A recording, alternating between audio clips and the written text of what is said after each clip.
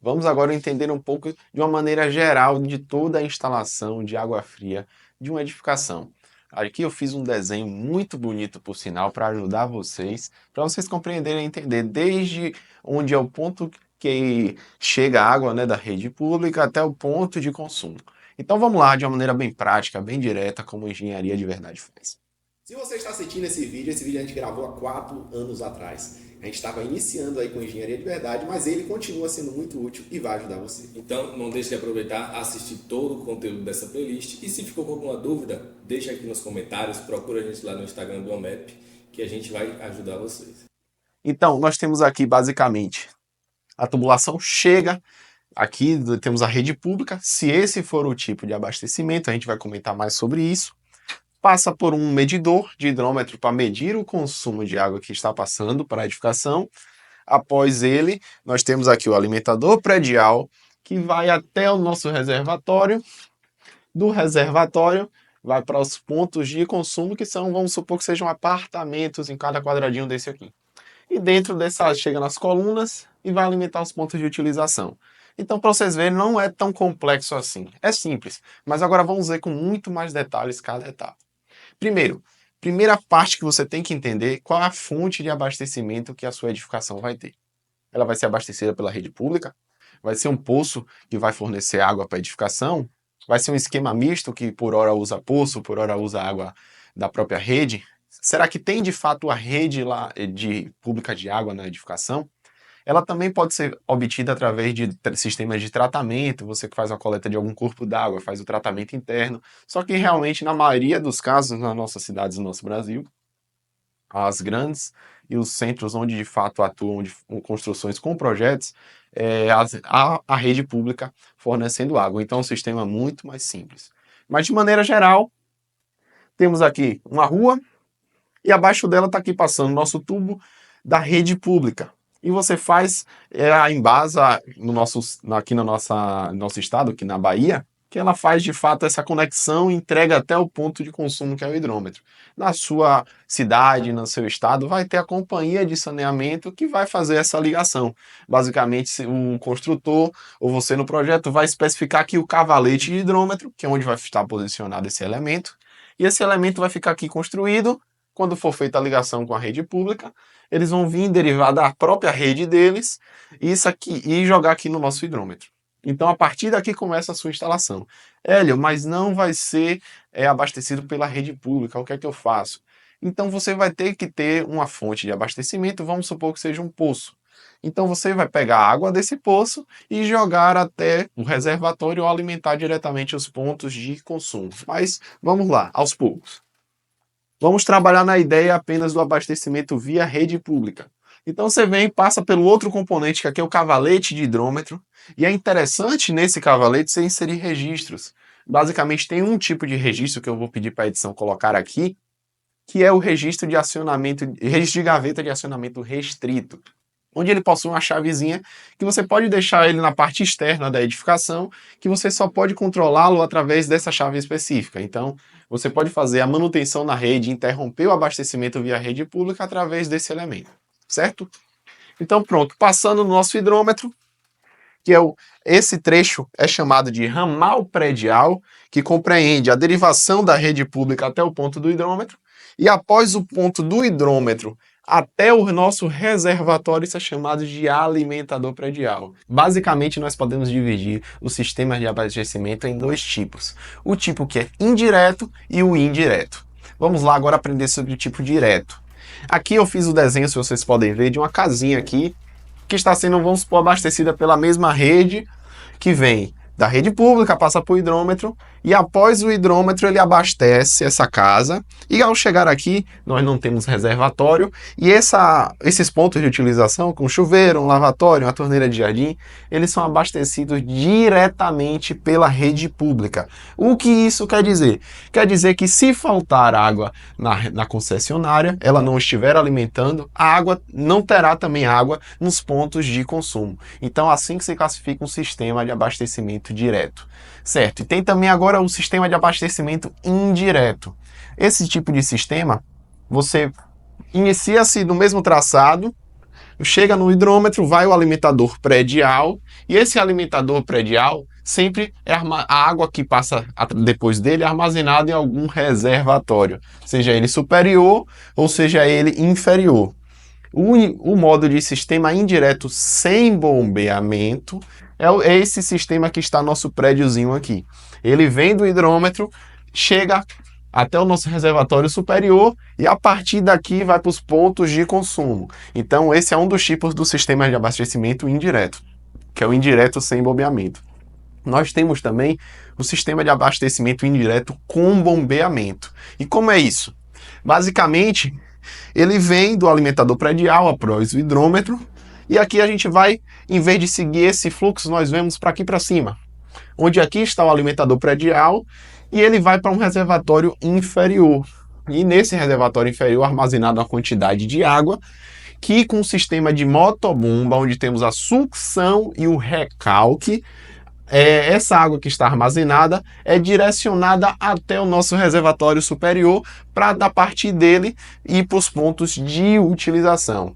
Então esse é o segundo tipo do abastecimento indireto que nós falamos, o direto com bombeamento e o indireto sem bombeamento, o indireto com bombeamento. E temos também o sistema de abastecimento indireto hidropneumático, que é muito pouco utilizado, que é um sistema onde não há de fato uma reserva superior, apenas uma reserva inferior, e a partir da bomba é alimentado os pontos de consumo, basicamente de uma maneira similar a este daqui. Só que ao invés de vir a água pela rede pública, ela vem do reservatório inferior. Certo, agora já sei quais os tipos e qual que é o uso. Nós não recomendamos você utilizar o sistema de abastecimento direto, caso na sua cidade, na sua região, há diversos relatos de falta d'água. Então, se a concessionária tem diversos fluxos interrompidos, então a gente não vai atender um dos critérios básicos das nossas instalações de água fria, que é de fato proporcionar uma alimentação ininterrupta de água para os usuários.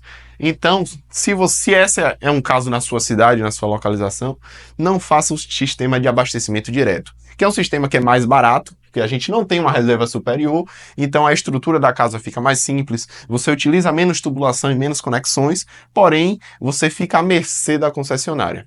Então, se esse for o caso, utilize um sistema indireto. Certo, agora qual dos três sistemas utilizar? Temos o indireto sem bombeamento, com bombeamento e o hidropneumático. Não recomendamos você utilizar o sistema indireto sem bombeamento, caso seja uma edificação muito alta.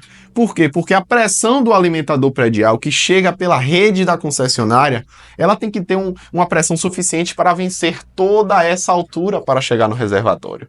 Então imagine que a rede não tem pressão suficiente, então a água vai chegar, nem vai chegar de fato no nosso reservatório superior. Então nesses casos a gente tem que partir para um sistema mais complexo, que é o sistema de abastecimento indireto com bombeamento, onde a rede pública vai chegar e vai abastecer um reservatório inferior, armazenando a água aqui, e com o sistema de bombeamento, a sucção, e a água de fato vai ter força suficiente para alcançar o reservatório superior. Aí você faz todo o dimensionamento desse sistema de recalque, de sucção, dessas tubulações, que a gente também na aba de dimensionamento a gente vai explicar um pouquinho mais para vocês. Então, basicamente, esse sistema é um sistema mais oneroso, que você tem um equipamento mecânico, você tem um reservatório inferior que muitas vezes é enterrado e necessita fazer uma estrutura dele, caso ele não seja de PVC, como nós temos diversos materiais, né, para ser utilizados. Se ele for de concreto armado, como em muitos prédios é feito, devido à maior flexibilidade de você ter volumes e dimensões diferentes, então você vai ter que investir um pouco também na estrutura. Então isso ocasiona um custo mais. Porém, é recomendado você deixar a capacidade de reserva de cada edificação sendo 60% na reserva inferior e 40% na reserva superior. Como assim, Hélio? Vamos supor que você precise de 20 mil litros para fornecer água nessa edificação. Então a gente mantém 60% desses 20 mil na reserva inferior, gerando assim 12 mil litros, e 40% na reserva superior, com 8.000 litros. Esses valores podem variar, obviamente, você deve estudar caso a caso. E por que fazer isso? Porque se a gente colocar toda a maior parte da reserva na parte superior, imagine o peso que esse reservatório faria em toda essa estrutura. Então, para gerar uma economia, a gente faz a divisão dos reservatórios e com isso o peso fica menor aqui e de fato proporcionando uma economia na estrutura. Então nós temos que analisar também a interferência com outras disciplinas da construção. Não podemos apenas analisar apenas o sistema de água fria e esquecer que de fato nossas decisões podem impactar no orçamento de outras áreas. Mas quanto ao dimensionamento, todo esse passo a passo a gente vai fazer de uma maneira mais explicada na sessão de dimensionamento. Então já entendi agora como é feito os tipos de abastecimento. E depois que chega no reservatório, vamos lá, distribuir. Após chegar no reservatório, nós temos diversas tubulações aqui, mas de uma maneira simplificada, ele chega através do nosso alimentador predial ou do nosso sistema de recalque, das nossas bombas. E aqui tem um componente muito interessante. Logo na entrada, se for um alimentador predial, nós precisamos ter uma torneira boia. Por quê?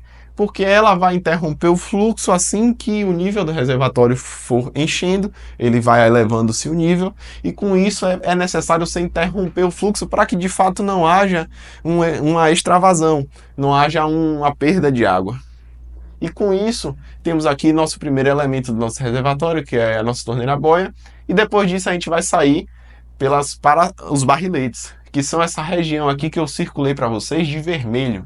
Então, parte do reservatório chega nos barriletes e do barrilete vai para as colunas de distribuição. Então aqui eu esquematizei basicamente 4 colunas. Essa coluna abastece os apartamentos de final 01, essa aqui os apartamentos de final 02, essa os apartamentos de final 03 e esses os apartamentos de final 04.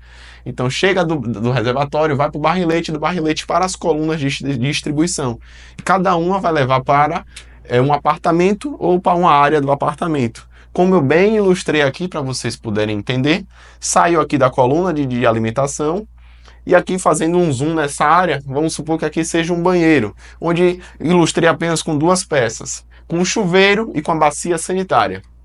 Então aqui a gente chega da nossa coluna de alimentação, passa para o nosso registro de gaveta, como eu expliquei para vocês, ele permite a manutenção do sistema. E a gente faz a divisão da instalação interna, né, após passar das colunas de alimentação, sempre com eles para permitir o seccionamento da edificação. Como assim, Hélio? Na cozinha está distante do banheiro. Então vou manter um registro de gaveta, um para a cozinha e o outro para o banheiro. Por quê? Porque dessa maneira, se você precisar fazer uma manutenção em um ambiente, o outro não será impactado. Por quê? Porque aqui, se eu quiser fazer uma manutenção no meu banheiro, eu apenas vou fazer o fechamento do meu registro de gaveta e vou apenas impedir o fluxo da água que vem das nossas colunas e alimenta o chuveiro e a bacia sanitária, não impactando outras áreas da edificação. Certo, entendi? Então, após todas as colunas, eu vou aplicar sempre um registro de gaveta para fazer o seccionamento das nossas instalações. E depois dele, nós temos também um registro muito utilizado nos chuveiros, que é o que eu comentei para você na aula de materiais, que é o registro de pressão, que ele possibilita você nivelar o fluxo que passa de água que vai alimentar o chuveiro. Se eu quero um fluxo mais forte, com mais vazão, se eu quero um fluxo mais baixo, com menos vazão. Então, através do registro de pressão é possível você fazer esses ajustes. Então, basicamente, esse é um esquema bem simples e a nomenclatura dessa instalação. Chega da nossa coluna de alimentação, aqui nós temos um trecho de ramal, onde basicamente é a tubulação que alimenta diversas peças hidrossanitárias, e temos também os subramais, que são apenas esses trechos que alimentam uma só peça sanitária. Então, basicamente, esse é o nosso sistema e nossa divisão das nossas instalações de água fria.